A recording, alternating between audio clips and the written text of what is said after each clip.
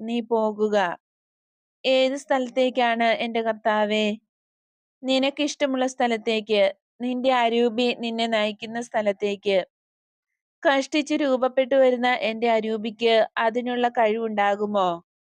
ഈ ഭൂമിയിൽ വച്ച് ഇനി ഒരിക്കലും കാണുകയില്ല.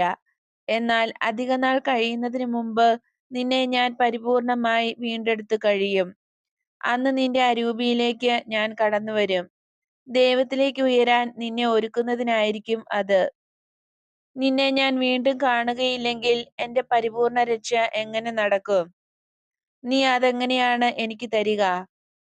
പാപികൾക്കും വേണ്ടി മരിച്ചുകൊണ്ടായിരിക്കും അത് സാധിക്കുക. ഓ വേണ്ട, നീ മരിക്കേണ്ട. മനുഷ്യർക്ക് ജീവൻ കൊടുക്കണമെങ്കിൽ ഞാൻ മരണത്തിന് എന്നെ തന്നെ വിട്ടുകൊടുക്കണം. അതിനാണ് ഞാൻ ഒരു മനുഷ്യനായി വന്നത് തന്നെ. നീ കരയാതെ. എന്റെ ബലിയും നിന്റെ